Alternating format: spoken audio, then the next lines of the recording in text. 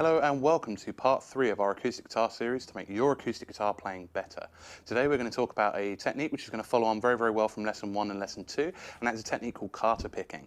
This technique is also known as the thumb brush technique, the Carter scratch and the Carter lick. It was named after a lady called Mabel Carter, who was the guitar player for the Carter family band. She learnt it from an African-American friend called Leslie Riddle, who was a guitar player who hung about their house quite a lot. And its main characteristic is, unlike most things we play on guitar, where we want to play the melody in the high strings, the high notes, we're actually going to play the melody in the low notes. So this is a very interesting technique that isn't actually used that much for, these days, and it means that everything can sound a little bit more interesting when you're doing it. So it's also really known because of the boom chicka, boom chicka, boom chicka, boom chicka, which is really common in country music. And this is a really important technique to learn because it's one of the first guitarists who came along, Mabel Carter, who turned the guitar into a lead instrument rather than just strumming along to people singing. So there are many different ways to achieve this technique. Personally, I'm not a huge fan of the correct way, which means I'm a bit of a heathen for this stuff. Mabel Carter used a thumb pick, which looks just like this. It's a regular pick that has a piece of plastic that wraps around your thumb and it frees up these fingers so you can play. And she also used a finger pick, which I don't actually have one of. But I'm not very good with a thumb pick anyway. That's my quick disclaimer. This is not going to go particularly well, but this is very warts and all. So what she would do is she would play the low notes with her thumb, and then she would do an up pick, or she would flick the strings with her finger, or a finger pick. As I said, I'm not very good with a thumb pick, so that's the end of that. Bye-bye. You can also do this with a regular pick, but it's a little bit tougher. As we saw in our first and second lesson, you have to be very accurate with those bass notes.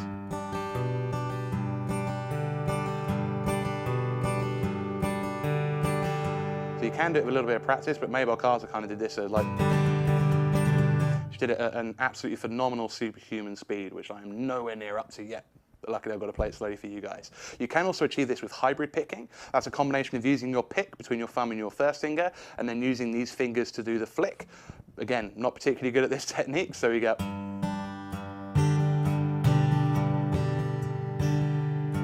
Or we have my preferred method, the final method, get rid of that pick. All the picks going away today. The final method, which I prefer, is finger picking. So you're going to use just your thumb, and then you're going to use your pointing finger, almost like you're flicking somebody or flicking something across the table. It's that kind of technique. You go down, down. And it's very common when doing this kind of thing when you need the accuracy to anchor, which is when you drop these fingers onto the fretboard, onto the body of the guitar, sorry. Just like this. Generally, it's not a good idea, but I think for something like this technique, as long as you're gentle and you're not pressing down really hard and squishing those fingers, it's going to be absolutely fine. It's actually going to make you a lot more accurate. At the end of the day, if it gets the job done, that's what we want to see. So moving on, we're going to look at our first musical example in practicing how to play this. So for our first example, we're going to start with our trusty C major chord. And what we're going to do is we're going to pick the A string with our thumb, and then we're going to strum down with our finger. And we're going to go 1, 2, 3, 4. 1, 2, 3, 4. Then moving on from there, for our second example, we're now going to move our bass note around like we did in lesson 1 and 2. So we get 3rd fret A string, and then strum, and then low E string on the 3rd fret, strum.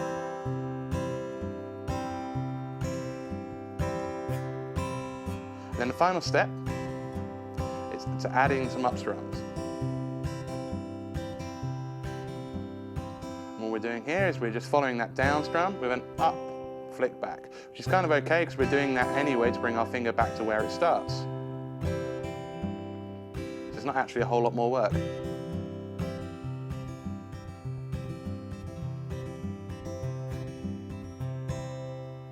And that is the beginnings of how we're going to do this. So we're now going to take this for a G chord, just a G chord, and we're going to practice playing some melody notes on the bass. So what you're going to do for our melody is we're going to play the 3rd fret on the low E string, which you're already holding in the chord, and then down, up. Then we're going to pick the D string open, which we're not moving anything in the fretting hand just yet. And then the A string,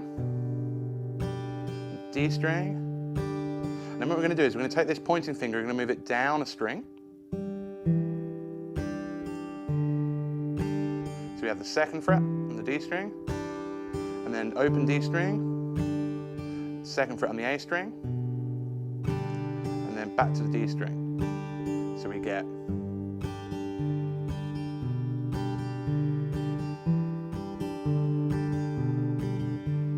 bit quicker.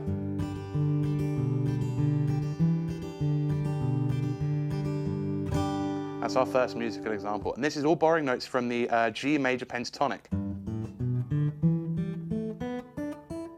Obviously, we're not using the top 3 strings because we're already holding the chord. Okay, what we're now going to do is we're going to take this through a chord sequence for our 5th example. We're going to start and we're going to do 2 bars of G, then 2 bars of C, 2 bars of D, and 2 bars of G. And this is good because this is actually the very, very first thing I played at the start of this video. Nice and slowly, we've got E string, D string, 2nd fret on that D string, open D string again, and then we're going to change to C. We're going to play the A string, D string. We're going to use our pinky to make this a C sus4 chord, which is the 3rd fret on the D string, and then back to the 2nd fret, also on a D string. Then we're going to change to a D chord. We're going to play D string, A string, and then we're going to get our thumb and we're going to clamp down on this 2nd fret on the low E string, and then A string again, and then back to G. Then we're going to do the E string, A string, D string, A string.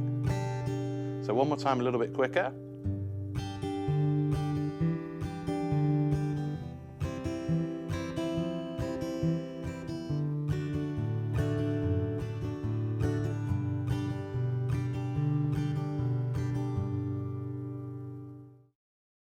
For our final example today, we're going to take this and we're going to apply it to a 12-bar blues.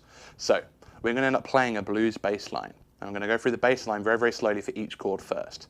So we start with 4 bars of G. We're going to play the same thing twice. We're going to hold our G chord. We're going to play the E string, the A string, the D string, and then the 2nd fret on the D string, and then the 3rd fret on the D string, and then we're going to go back the way we came. So 2nd fret, open D, 2nd fret on the A, and we do that again.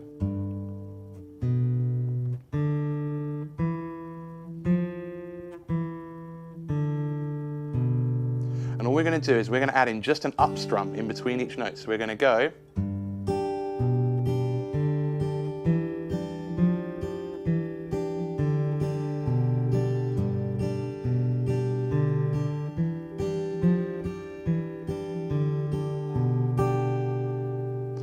change to our C chord. We're going to start and we're going to play the A string, then the D, then the G, then we're going to do the 2nd fret on the G, the 3rd fret on the G, and then back the way we came. 2nd fret, open string, and then 2nd fret on the D. And again, we're going to do our little flick up here like this. We're going to go.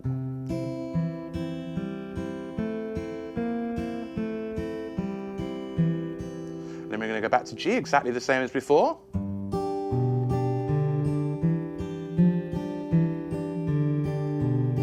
Now we've got our D chord, and this is the hardest one. So we're going to hold our D chord, and our pinky is going to do all the heavy lifting. So we're going to play the open D, the 4th fret on the D, then the 2nd fret on the G, which we're already holding, and then the 4th fret on the G. So we get. That's the one that takes a bit of practice. And then we're going to start doing the same pattern we did for the C chord, but just the first 4 notes. So we get D string, G, and then 2nd fret on the G, and then we're going to go back to the G, and then we're going to do a D7 to finish. So I'm going to play the whole thing through slowly, and I'm going to play the whole thing through a little bit quicker. So we get.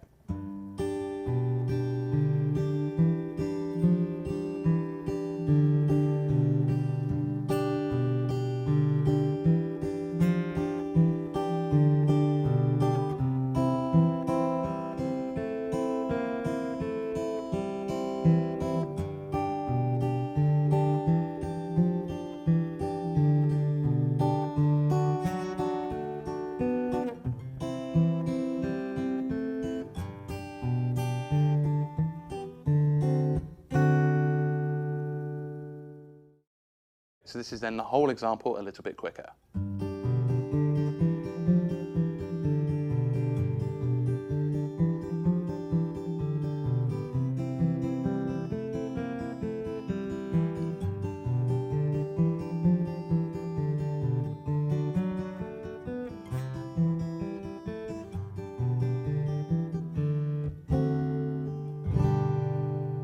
What you can also do to this is if you delay every up strum, so the finger strum, you end up with a kind of fake Texas shuffle kind of feel.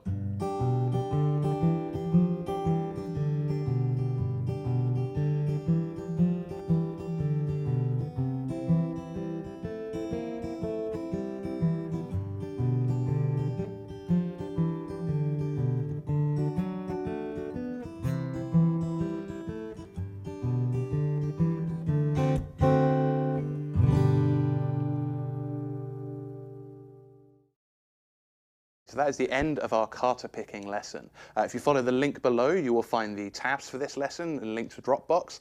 You should also be able to find them on the corner of the screen. Also, if you like this lesson, please do like it, do comment, do subscribe. Let me know how I'm doing with this stuff, because I have a whole lot of these lessons planned and I want to know if you guys are enjoying it and what aspects you're finding difficult. I'm happy to answer any questions. So have a great day.